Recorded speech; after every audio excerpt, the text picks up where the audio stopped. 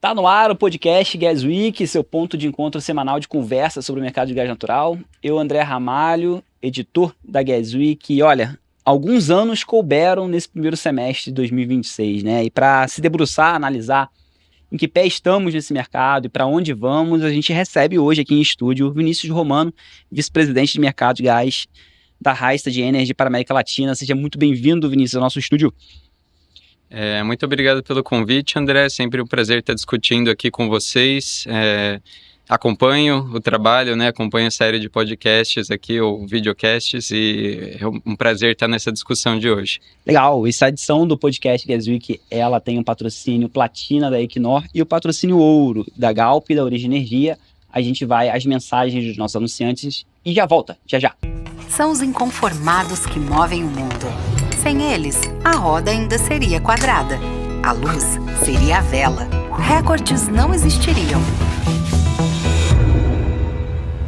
E é isso que move a Equinor. A buscar novas formas de energia, reduzir as emissões de carbono e investir cada vez mais no Brasil, com a certeza de que podemos fazer melhor. Equinor, energia para buscar o melhor.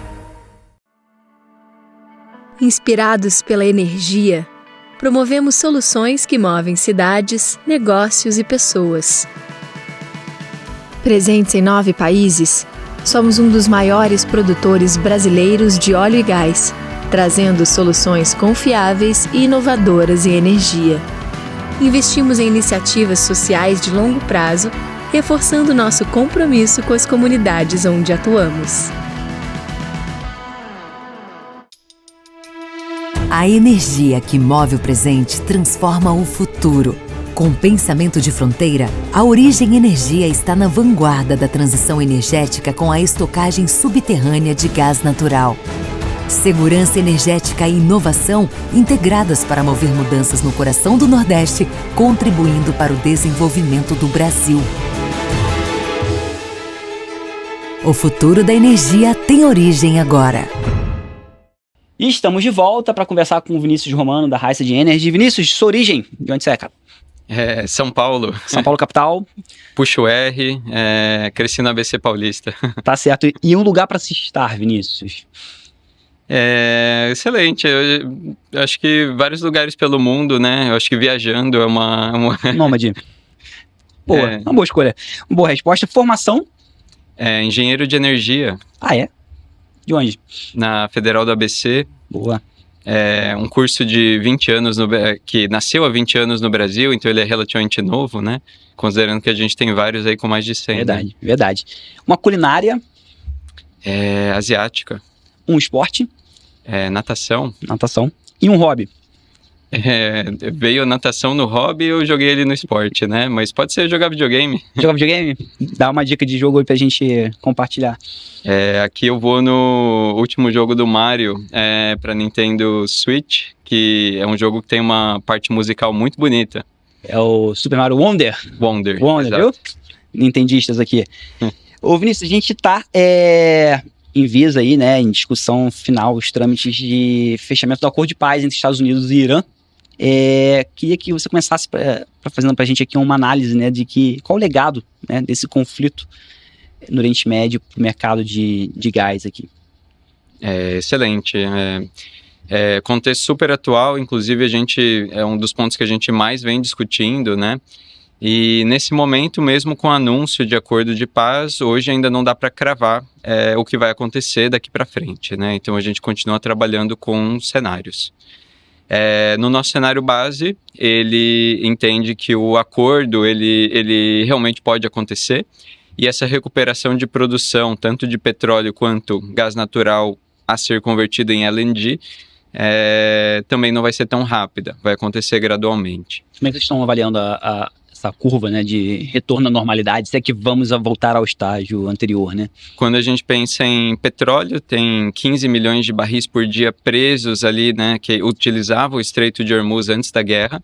5 podem escoar por rotas alternativas, então o reestabelecimento desses 10 para a gente é gradual e deve acontecer até o final desse ano. A conclusão nesse balanço de petróleo, né, que vai ter uma subida gradual, seria um preço de barril que, nesse momento, né, que a gente está vendo um número próximo de 80, até abaixo, né, quase 70 ali nesse momento de acordo, ele é um número que não deveria refletir o balanço atual. Então a gente espera que o preço volte na casa de $100 o barril, agora, no futuro próximo, exatamente porque a China cortou muito a importação de petróleo nos últimos meses, semanas, e eles devem restabelecer essas compras. Então, pressionar ao lado da demanda ali, né? E essa pressão vai trazer o preço um pouco mais para cima. E aí, gradualmente, esse preço vai reduzindo, mas até o final do ano a gente espera ali um nível de pelo menos $80 o barril. Tá. E mercado de GNL, como é que vocês estão avaliando daqui para frente? GNL, a gente tem aí Catar e Emirados Árabes com mais ou menos 20% da oferta global, né, que estava parado, e aqui não tem rota alternativa. Então, o negócio é um pouco mais crítico. Eu entendo que eles precisam ver navios começando a passar pelo estreito, um fluxo restabelecido, e aí eles vão tendo mais confiança para fazer o ramp-up desses terminais, né? Além deles serem enormes, tem aquela coordenação do upstream com o terminal de GNL. Hoje a gente ouve, né, muito das empresas envolvidas ali no Qatar LNG, que poderia ter um retorno muito rápido, e isso seria algo entre 2 e 3 meses. E isso até explica, né, porque pós-acordo a gente não viu uma reação muito forte em preço de TTF, preço de JKM, né, eles continuam elevados, caíram menos de $1 depois do anúncio do acordo. Então, o preço de gás, mercado de GNL global, e preço de petróleo vão se manter pressionados ainda esse ano, com certeza. Meses, né? Ainda que o preço de gás ainda mais pressionado que o de petróleo, é isso? E gás, né? Você também perguntou um pouco sobre efeitos de médio e longo prazo, né? E a gente entende que esse aumento de preços, o corte do Qatar, que tinha como principal destino países asiáticos, fez com que muitos desses países fizessem ali uma substituição pelo que podia. Então, aqui entra um pouco de carvão, entra um evento de eletrificação que nem sempre é tão rápido, e aí você tem renováveis entrando, como solar e eólica, só para você reduzir esse tipo de exposição, mas nada que aconteça tão rápido, né? Esses projetos levam tempo para acontecer, mas a gente espera que tenha uma destruição de demanda permanente, né? De longo prazo. A demanda por GNL vai estar em níveis abaixo do que a gente projetava. E no lado da oferta... Desculpa, sobretudo... Ásia, é isso? Ásia, principalmente Ásia. Tá. Tem um desvio ali também na Europa, que é outro mercado altamente exposto ao mercado spot, mas o principal é a Ásia. E quando a gente pensa nesses preços, né, impacto e também na oferta, o Qatar LNG sofreu um ataque. Então, 17% da infraestrutura foi comprometida. E para recuperar essa infraestrutura você precisa de um período ainda incerto entre 2 e 4 anos. E aí, para ter uma noção, um terminal novo de GNL leva de 3 a 5 anos para entrar em operação. Então, é basicamente como se esse terminal não existisse, né? Esse pedaço do terminal. Então, você tem uma redução na oferta de GNL, principalmente ali do Oriente Médio. E aí você tinha projetos de expansão que acabaram sendo atrasados, tanto do Qatar, Emirados Árabes. Então esse atraso na oferta com atraso na demanda, você gera ali um novo balanço, né, de modo que mais ou menos até 2028 o mercado está com um cenário de falta, o mercado está apertado. E aí o que isso significa para o mercado global é GNL acima de $10 o milhão de BTU, se eu for simplificar. Sim. E daí para frente, começa a entrar um monte de projeto novo que já está no pipeline, sustentado principalmente pela América do Norte, Estados Unidos, e aí você tem um cenário de oversupply no mercado de GNL, e aí com essa sobra o preço é empurrado para baixo. Isso significa um preço no seu nível mais baixo, entre 6 e $7 por milhão de BTU, final da década, né? Isso. Principalmente no começo da próxima década ali, no final dessa, assim, 2030 para frente. Legal. Bom, acho que você deu um bom panorama para a gente aqui de impactos, né, sobre o mercado global de GNL e petróleo, mas vamos tentar puxar o fio aqui um pouco mais para o Brasil agora, desenvolver um pouco melhor esse olhar. O mercado brasileiro está muito exposto, claro, né, aos preços do petróleo internacional, de gás. O mercado brasileiro de gás, né, está muito exposto ao preço internacional do petróleo, né, é o principal indexador. E você já me disse aqui que esse preço do petróleo vai se manter pressionado ainda ao longo do ano, né? Então a gente dá para esperar que o preço do gás esse ano no Brasil, de fato, claro, estamos em discussões aí, né, entre a Petrobras e o mercado, as distribuidoras, também começando agora o contato com as clientes industriais livres, mas a ideia é que a perspectiva é que se mantenha esse preço um pouco pressionado aqui no Brasil também, né? Sim, e eu gosto de enxergar o preço no Brasil em duas óticas, né? Uma que é o percentual do Brent, e a outra o preço absoluto, né? Então o preço em dólar por milhão de BTU, ele acaba sendo uma resposta, né, dessa variação do Brent. Absoluto, né? Que é uma das commodities mais voláteis do mundo, né? Então ele vai variar e é incontrolável o que a gente pode fazer para gerir o Brent. Mas é controlável o que cada agente pode fazer com o seu preço. Então, se eu for tomar como um exemplo, né, Brent tem muita liquidez. E no começo do ano, antes da guerra acontecer, todo mundo esperava um barril de $60 para baixo. Então, era um momento em que o mercado consumidor, quem estava confortável com aquele preço, poderia fazer um instrumento de hedge, por exemplo. E mesmo que ele não fosse perfeito, ele poderia fixar essa precificação do gás, um valor em dólar por milhão de BTU. Mas a gente sabe também que nem toda empresa tem esse costume, então, ok, pessoal, às vezes é importante você não estar desconectado do mercado, né? E a outra ótica, né, do percentual do Brent é que esse precificador ele veio sendo reduzido, né? De 2022, na abertura do mercado de fato para cá, o preço mais comum no mercado ele estava ali próximo de 12% do Brent, 11,6%. Aí ele evoluiu para uma casa de mais ou menos 11,3% do Brent em contratos novos. Esse preço para contratos vigentes nesse ano chegou ali entre mais ou menos 10,8% do Brent. E os agentes estão discutindo o preço do ano que vem. Então, mercado livre ou cativo? Ou ambos? Principalmente o livre, tá? Porque o mercado regulado, ele tinha contratos de longo prazo, já tem um bom nível de contratação. Sempre tem uma distribuidora fazendo contrato novo, mas elas foram quem menos contratou, né? A gente teve uma migração massiva para Mercado Livre. E aí, quando a gente vê esse preço em percentual do Brent, ok, ele caiu um pouco, mas o preço do Brent subiu muito mais para compensar essa queda, né? Distorceu aí, né, essa análise. E em termos de precificação percentual do Brent no preço do gás, você acha que essa trajetória de queda vai ser interrompida esse ano ou o que vocês estão olhando daqui para frente? A nossa tese é que esse é o ano de inflexão e, de certo modo, o nosso mercado ele ainda está muito pouco acostumado com assumir as responsabilidades de um mercado livre e aberto. Enquanto o preço cai, o consumidor está tranquilo, ele está assinando um contrato anual, ele está esperando uma melhoria no ano seguinte. Mas no momento de subida do preço, a gente viu aí uma organização grande do setor de consumo tentando pedir um desconto, um alívio, né? Então, isso não é muito condizente, não é muito comum em mercados mais desenvolvidos. Mas esse ponto à parte, né? O que a gente está esperando, né? O preço do ano que vem e o preço de um contrato de curto prazo, ele é altamente influenciado pelo o que acontece no mercado de curto prazo ao longo do ano corrente. Então a gente começou o ano com gás spot na média barato. Depois a gente evoluiu para um momento ali onde tiveram mais restrições na oferta. Nesse momento, nas últimas semanas, os preços do mercado spot estavam mais caros.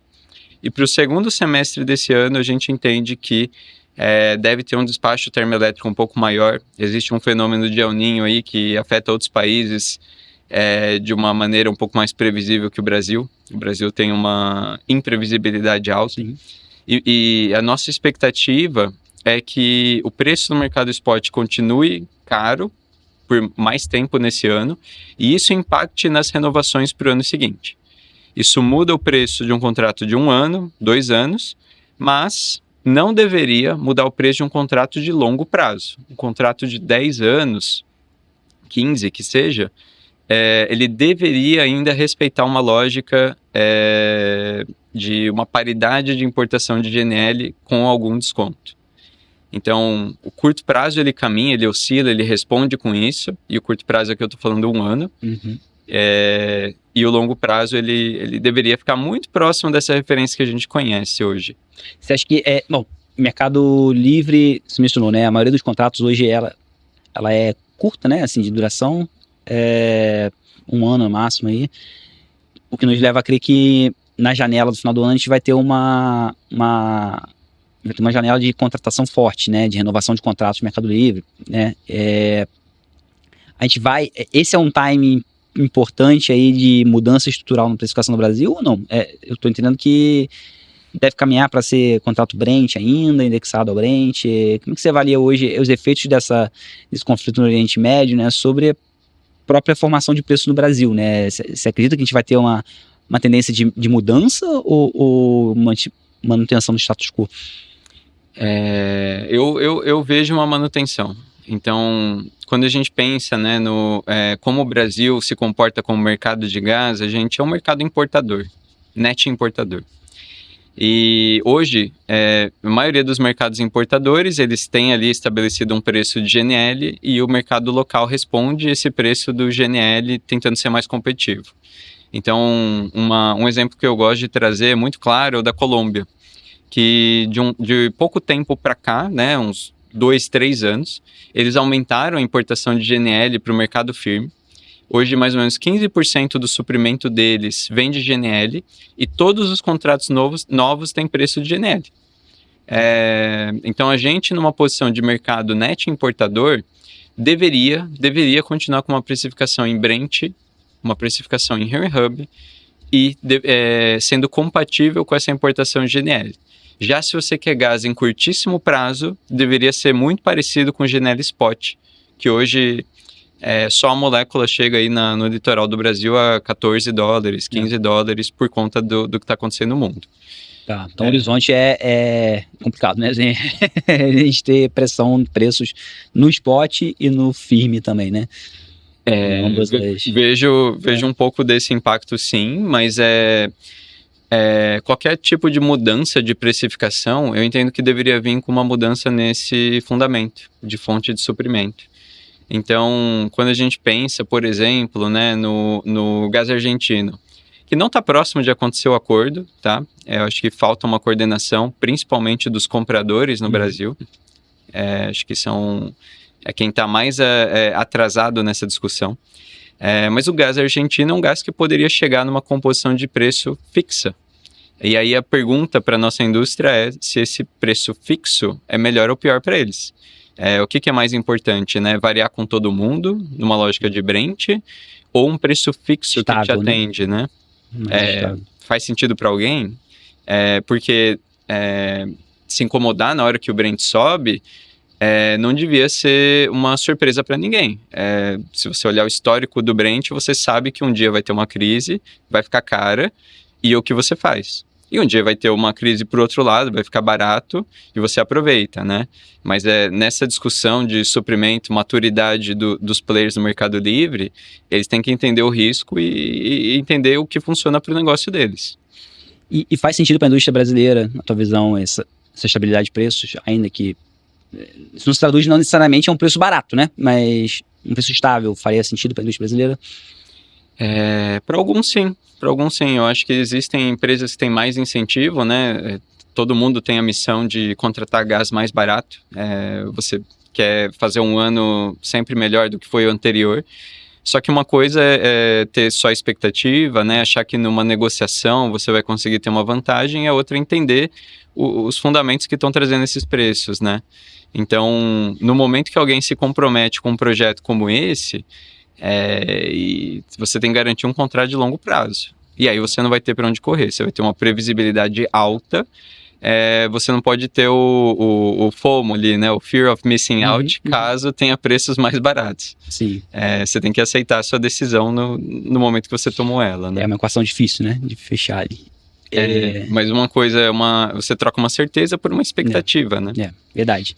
E, Vinícius, acho que um ponto que tem sido muito tratado aqui no podcast ao longo desse ano é justamente essa discussão sobre o abrasileiramento do preço do gás, né? Então, pelo que eu estou entendendo a tua fala, que não chegou o momento ainda, talvez, estruturalmente no mercado, a gente está caminhando para um preço nacional, né?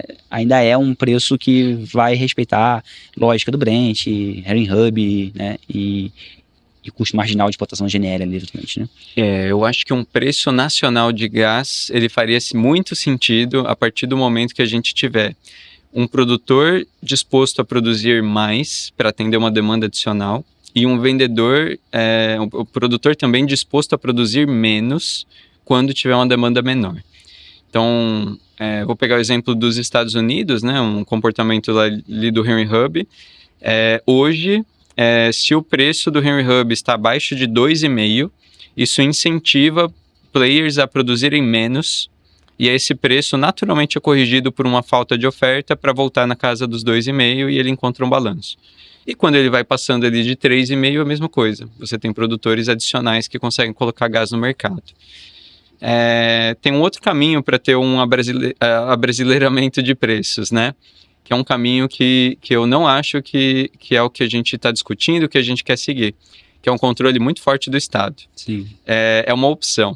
Então, vamos pegar agora a Argentina. Um plan gás, né, da Argentina. Tem um plan gás que fixa ali um preço de produtor e repassa para distribuidores, uma contratação centralizada, mas tem um outro evento, né, que deixou de acontecer a partir desse ano. Nos últimos 20 anos, o governo e empresas relacionadas ao governo eram responsáveis pela importação de GNL. Esse GNL era importado a um preço mais elevado e repassado para o mercado a um preço muito menor. Então, vamos pegar ali no Rússia-Ucrânia. Foi comprado GNL de $30 e repassado a 6. E aí, você pega o mercado de produção doméstica e fala, se o governo está vendendo a 6, qual o meu incentivo para produzir mais e vender num preço acima de 6? Não existe, né? O governo estava bancando essa conta. E o preço mínimo, ele já caminhou no passado lá também para fatores parecidos, né? Do governo garantindo um mínimo de remuneração para os agentes. Não acho que é o modelo que a gente está discutindo no Brasil, mas isso, artificialmente, enquanto a gente fosse um mercado importador, poderia regionalizar o nosso preço. Quais seriam os caminhos para um abrasileiramento no Brasil, assim, na tua visão, em termos práticos, assim, de indexação? A lógica, né, juntando o nosso objetivo de ter um gás mais barato e talvez uma precificação local, seria a gente investir em fontes de produção que entreguem essa flexibilidade, né, ou parte dessa flexibilidade que a gente precisa. Isso pressupõe um gás não associado, né? De preferência. Um gás não associado, incentivo de exploração do nosso onshore. De repente, storage é um pouco complicado da gente chegar num volume muito grande, mas é algo que ajuda. Talvez realmente a gente precisa caminhar por essa flexibilidade, né? Tem outro caminho que a gente também discute pouco, e hoje a gente tem pouca informação, e aí independente se é bom ou não para o país, mas produção de shale. Frack, né? Antes de produzir, na verdade, conhecer o nosso potencial, né? Também poderia ser um tipo de gás. O gás onshore permite essa flexibilidade. Uma resposta rápida, né? A indústria de shale é de capital intensivo, você investe agora, produz nos próximos meses, e se não continuar investindo, não vai ter, né? Então, você teria novos players com uma capacidade de responder esse efeito de demanda, né? Perfeito. Vinícius, a gente comentava agora há pouco também um pouco sobre a volatilidade do mercado spot no Brasil recente, né? Desde maio, né? A gente tem visto episódios aí de picos de preço, enfim, volatilidades acentuadas. O que isso diz sobre o atual estágio de maturação do mercado brasileiro? O que tem levado a essa volatilidade? O que ela diz sobre o mercado? Oferta e demanda em curto prazo puro. Então, quando a gente tem ali qualquer situação de sobreoferta, onde a produção nacional vem muito bem e a demanda é um pouco mais fraca, você acaba tendo essa oportunidade. E quando você tem a situação contrária, né, algum tipo de restrição, seja de restrição na produção doméstica, de alguma planta de processamento, restrição da Bolívia, e aí você é obrigado a importar GNL, esse é o momento que você tem um preço spot mais caro, né? Então, o nosso mercado de curto prazo, ele está operando de uma maneira assim que eu entendo muito bonita e muito livre, né? Muito aberta. porque essa volatilidade de preço é um ótimo sinal dos eventos de mercado. Tudo que acontece, né, esses fundamentos impactando no preço. E aí a gente coloca um pouquinho do tempero de como a gente opera, né? Então, liquidação de transportadoras, né, quando elas têm que tomar uma atitude de balanceamento, isso é outro formador de preço. Existem liquidações também previsíveis, né? A TBG faz ao final de cada semana, TAG NTS ao final de cada mês. Então, nesse último dia do mês, você tem uma resposta ao evento de balanceamento, né? Então, se a gente fizer uma análise histórica, né, de um preço que hoje não é público, mas ele responde muito bem a esses fatores de mercado. Eu acho que o nosso preço de curto prazo está sendo muito coerente com o que o mercado deveria precificar, né, nesses eventos. Isso que eu queria entender, né? Volatilidade e mercado de spot são coisas inerentes, né? Assim, é da natureza do mercado spot oscilar. Agora, o quão essas oscilações recentes, elas estão dentro dessa normalidade, não, que eu queria entender, assim. Como eu entendo que a gente também tem uma baixa liquidez no mercado spot, né? O tradicional é os players contratarem quase que 100% do seu volume em contrato firme e operar a flexibilidade dentro do take or pay ou quando precisa de um volume adicional. E nem todo mundo se encontra, né? Então, nesse momento, existem players que querem comprar mais e não encontram essa opção, ou não tem tempo, né? Eles não chegam nisso, e existem players que querem vender mais e também não estão conectados. Então, por você ter essas assimetrias, você acaba tendo um spread de preços maior ali dentro do próprio dia, mas a volatilidade maior talvez seja atribuída por conta disso, né? Como o mercado operando no spot, ele é um mercado relativamente marginal, a sensibilidade de um preço muito caro, um preço muito barato, ela responde rápido a esse fundamento. Agora, você mencionou a questão da liquidez, né? Isso impõe ao Brasil uma fragilidade estrutural ali para lidar com essas oscilações de oferta e demanda, por exemplo? Eu acho que não, porque a gente vem, como a maior parte do mercado tem um contrato de longo prazo com preço estável, a gente está falando aqui da operação do curto prazo. E aí isso pode ser um upside para compradores e pode ser um downside, né? Depende ali de como ele está exposto a esse risco. O que eu entendo é que com o Mercado Livre, com comercializadoras, existem mais players capazes de monetizar esse curto prazo. Então, arbitrário, né? Eu não acho que é uma fragilidade, eu acho que é um modelo de oportunidade. Se você não quer estar exposto a essa volatilidade, você pode sempre contratar para cima e tentar operar ali mais seguro, né? Mais estável no seu preço. Legal. Bom, e aí a gente teve recentemente também a homologação dos contratos do plano de reserva de capacidade, né? Entendo que a entrada dessas novas térmicas, né, de gás muito flexível, vai trazer mais volatilidade nesse mercado? Perfeito.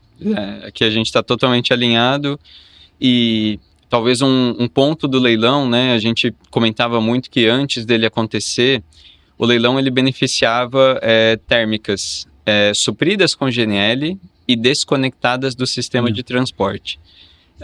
Basicamente porque você teria um custo a menos. Tão simples quanto isso, era só matemática, né? Não era nenhuma questão de modelo de negócio ali diferencial. Então, o resultado desse leilão, ele foi mais positivo do que a gente esperava em termos de conexão de térmicas à malha. Então, a gente tem não só a renovação de térmicas existentes, mas térmicas novas que, para ter uma otimização dos novos terminais GNL, para ter essa fonte de suprimento, elas devem estar conectadas ao transporte. Então, hoje a gente está prevendo um novo terminal no Ceará, pela Eneva, diferente do terminal da Petrobras, né, mas muito próximo. Um novo terminal da Eneva entre Rio de Janeiro e Espírito Santo, e aí pode ser tanto no Porto Central, no Rio de Janeiro, onde eles venceram, né, projetos novos de termoelétrica. E aí, basicamente, se o terminal é no Rio, a termoelétrica tem tudo para estar conectada direto no terminal. Já as do Espírito Santo vão conectar no transporte, ou vice-versa. Se faz o projeto do Espírito Santo, ela fica isolada e a do Rio conecta no transporte.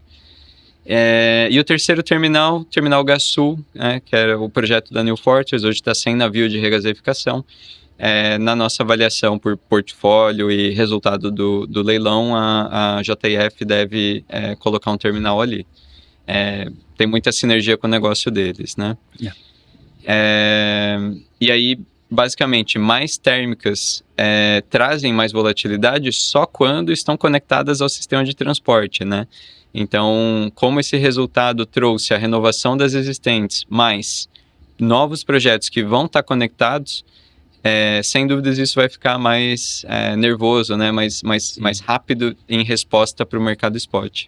Por isso que a gente vai ter um desenvolvimento mais acentuado do mercado secundário de gás no Brasil, né? Porque assim, essas oscilações, né, de demanda termoelétrica podem gerar sobras de gás ali, né? Excedente, né? Podem gerar um excedente, podem gerar uma falta, né? Alguma falta. Porque quando a gente olha numa ótica, né? Se a gente pegar em preços de hoje, GNL está chegando a $15 o milhão de BTU. Se você tem uma térmica que vai despachar e alguém está sobrando com gás no mercado, é fácil você comprar menos de 15. E aí você usa todo o gás do mercado secundário e depois você vai fazer a importação de GNL, né? E o caso de sobra é gerenciável, um terminal de GNL, o quanto de gás você coloca na malha, mas também pode ter um pouco de sobra, pode ter alguma condição que para chegar um navio novo você precisa esgotar o seu armazenamento, e aí você acaba tendo que injetar esse gás, né, e disposto a colocar um preço um pouco mais baixo, né. E como é que vocês enxergam, Vinícius, o desenvolvimento desses novos projetos termoelétricos no Brasil, né, a GNL, dentro do desafio, né, do contexto, né, global aí de originação de molécula, né? Você mencionou mesmo, né, que a gente vai ter um mercado mais estreito aí de GNL global até 2028, né? E aí a gente está falando de 2028, sobretudo as térmicas existentes, mas quando a gente vai para as novas, que é o horizonte mais 28 para frente, estou entendendo aí pela tua análise inicial ali que você desenvolveu para a gente que aí sim talvez as térmicas já consigam encontrar um ambiente de preços mais favorável no mercado internacional, né? Mais oversupply ali, como é que, né? Um ponto muito interessante, né, é que a indexação dessas térmicas, ela é escolhida ali na hora do leilão, e eu diria que as térmicas antigas, né, as que já existem no nosso parque hoje, elas têm um custo variável de despacho mais barato do que essas térmicas do LRCAP. O custo médio do gás natural declarado aí por essas térmicas do LRCAP estava próximo de $25 o milhão de BTU. Então, essa é a gordura que o player tem para importar GNL, né? E meio que assumir ali um risco adicional. Alguns dos players, inclusive, não têm um contrato de suprimento de GNL, mas eles têm um preço que eles acreditam que vai ser suficiente para conseguir achar esse gás. E aí, então, basicamente, né, os players têm uma indexação. E essa indexação, para o parque existente, ela é conhecida por nós, via análise, mas das térmicas novas, não. Então, pode ter uma térmica que declarou JKM mais $12, outra que declarou 200% de JKM. A gente ainda não conhece essa indexação, mas, de certo modo, ela é uma garantia, né, que ele vai comprar o GNL e vai ter uma gordura para, mesmo que ele comprar mal, que ele comprar com pressa, que ele tiver algum problema, ele vai conseguir ser remunerado. Eu acho que o diferencial desse leilão desse ano é que ele aconteceu já durante um contexto de guerra rolando, né?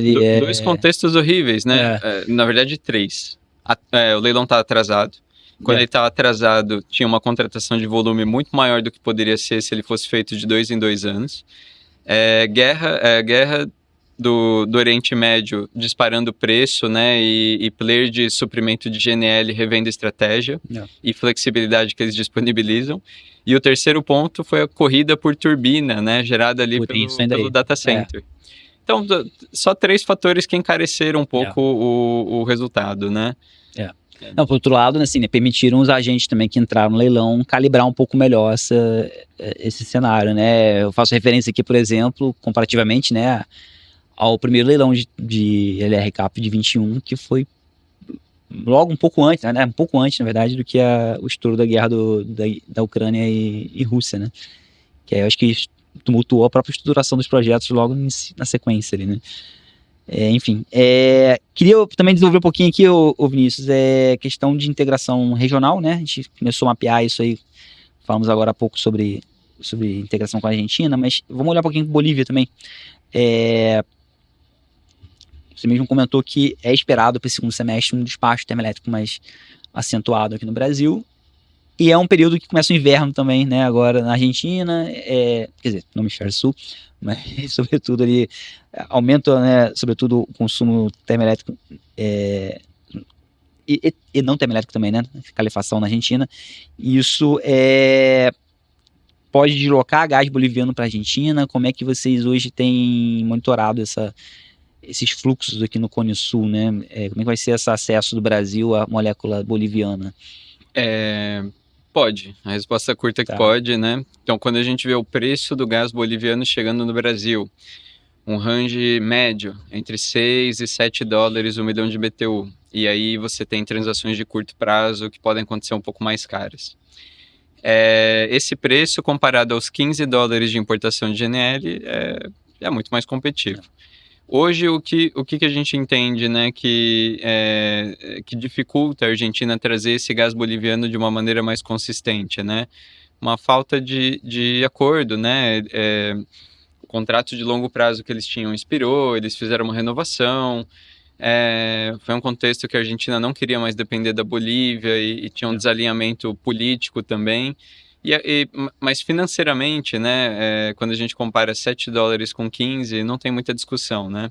E esses 15, na verdade, é o GNL na costa, porque o preço de importação da Enarsa, ele é somado para um mês específico, outros 4 dólares e meio, outros 3,5 para julho. Então, basicamente está chegando a 20 dólares no mercado argentino esse preço. E aí, quando você tem uma opção de trazer da Bolívia mais barato, ok, os players comprando deveriam ter esse interesse. Agora, o que a gente vê na prática são players brasileiros com direito de compra do gás boliviano enviando para a Argentina. Fazendo swap aí? Principalmente nos momentos de sobra de gás aqui, quando o preço spot estava barato. Então, tem essa possibilidade sim, tem um sinal de preço. Para mim tem muita lógica, né, que essa integração regional ela não aconteça só de via única, da Argentina para cá, né, e Argentina para Bolívia, Bolívia para cá, e deveria, pelo sinal de preço, deveria acontecer mais volume boliviano na Argentina, e que não está acontecendo um volume muito pequeno. Você vê os agentes brasileiros enviando gás para a Argentina, é o que, GNL fisicamente? Ou... Não, o próprio direito de gás boliviano, perfeito, né, ele tem um direito de compra, ele acaba entregando lá. Entendi. Isso é a tendência, então, para esse segundo semestre, sua visão? Eu acho que poderia ser maior do que realmente vai ser. Quando a gente projeta, a gente ainda entende que 2 milhões de metros cúbicos dia é o que a Bolívia enviaria para a Argentina, mas logicamente poderia ser mais. E num cenário de gás boliviano em declínio, né, Vinícius, entendo que esse aumento de despacho termoelétrico no Brasil vai ser suprido por, sobretudo, GNL, então. GNL. A gente aposta forte aí no GNL, porque historicamente a Bolívia já teve um papel incrível aí no nosso balanceamento de rede.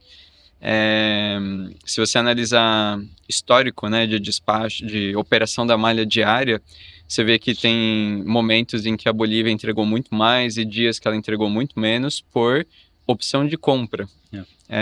E aí, análise nossa, né, que você vê ali o balanço de todas as fontes, os preços, mas a Bolívia já cumpriu com o gás onshore flexível deles, já cumpriu um papel fundamental em segurança de abastecimento para o Brasil. A gente perde essa opção. Na projeção de vocês, quando é que o fluxo de gás boliviano se esgota aqui para o Brasil? Hoje a gente avalia aqui 2031, mas tem alguns pontos críticos que podem mudar, né? Antecipar isso. Pro bem e pro mal. Porque o mercado boliviano ele é altamente subsidiado, né? Gás chega entre $1, $1,5 para diversos setores de consumo, e se você tira esse subsídio, setores que fazem sentido hoje com gás natural deixam de fazer sentido. Então a Bolívia tem um potencial de desenvolvimento de renováveis subutilizado porque o gás natural é barato demais. Então se você corta esse subsídio, coloca um preço de mercado, traz essas renováveis para geração de energia elétrica, você poderia ter um pouco mais de sobra, né, e uma sobrevida desse gás boliviano. E a Argentina, só para a gente encerrar esse assunto da integração regional, qual foi o saldo aí dessa janela de verão? Né? O que vocês estão olhando em perspectiva para a abertura da próxima, né? Acho que vai ser um momento muito fácil do gás argentino chegar, limitado somente pelo volume, né, na capacidade de transporte da Argentina, porque basicamente todo esse preço alto de Brent que a gente viveu nos últimos meses vai sendo repassado para frente. Yeah. Então o Brent alto aqui de abril, maio e junho vai pular julho e vai aparecer em agosto, setembro, outubro, que é já quando começa a aliviar o inverno argentino, começa a sobrar um pouco de gás. Então esse trimestre vai ser formado por um preço de Brent mais alto do nosso ciclo, e o gás argentino deveria chegar muito fácil. Vai abrir uma janela de arbitragem boa aí, né, nesse período, então. Sim, mas ainda num volume muito pequeno, né? Eu acho que a discussão eu gosto de trazer a ótica do gás argentino sempre nos dois ângulos, né? No curto prazo e o que eles podem ser como supridor de longo prazo. E aí, para colocar um número, né? Para quem não conhece tanto de Argentina ter ideia, hoje eles têm 6 MTPAs de GNL aprovados para exportar. Isso dá 27 milhões de metros cúbicos dia. E tem outros 12 projetados com alta expectativa para sair esse ano. Somando tudo, 80 milhões de metros cúbicos dia. Mercado brasileiro. É a média do Brasil. Né? Isso só exportando via GNL.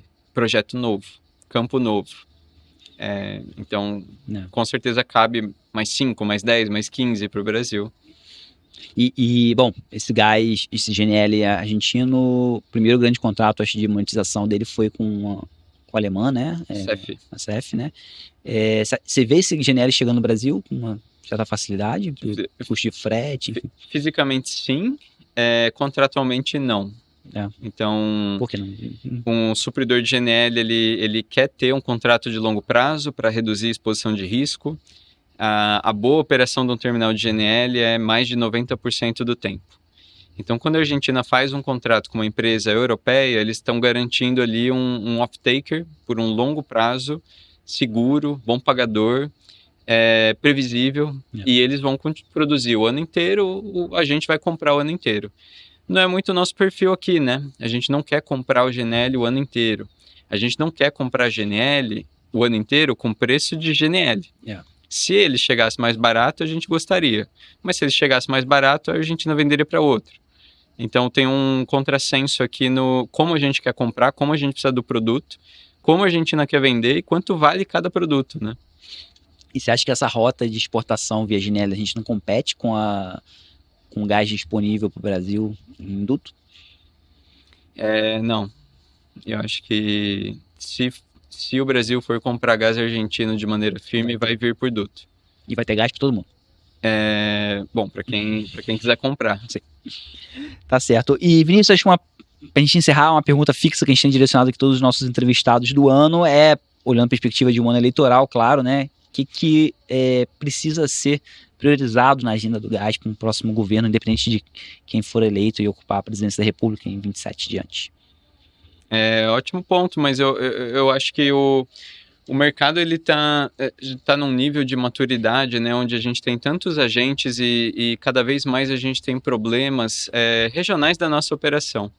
Então, recentemente a gente tocou uma discussão com agentes do mercado e eu disse essa mesma frase, né? É impressionante que no momento de guerra, instabilidade global, os maiores problemas do Brasil estão aqui dentro. Então, o nosso setor de gás, eu acho que a recomendação seria que a gente tivesse um pouco mais de organização dos players para levar essa mensagem para o governo do que a gente realmente precisa. E aí existe uma agenda dos consumidores de querer baratear o gás, só que todo mundo já entende que não pode ser à força, não é assim que a gente vai desenvolver um mercado saudável, maduro. E existe também um grande pedido, cada vez mais, por transparência, por acesso a dados. Então, o Brasil fez um trabalho excelente de disponibilização de dados no momento de abertura do mercado. E de lá para cá a gente vem adicionando pouco a pouco. Mas hoje a gente tem uma outra necessidade. Todo player que opera no longo prazo opera no curto. E tem players que operam só no curto. Então tem uma nova necessidade de dado rápido, dado com alguma qualidade, que o mercado que eu venho escutando muito. Então eu acho que é uma pauta, né, uma nova organização dos dados, disponibilização é algo muito valioso para a gente continuar se desenvolvendo. Muito bem, isso foi Vinícius Romano, da Raices de Ener. Vinícius, obrigado aí pela tua análise aqui, enfim, overview sobre o mercado de gás global e brasileiro, né? É um prazer, André. Agradeço aí mais uma vez pelo convite e, bom, fico à disposição aí de quem quiser continuar essa conversa e aprofundar também. Tá certo? Bom, Gas Week vai ao ar às quartas-feiras, 9 da manhã. A gente se encontra semana que vem. Um abraço.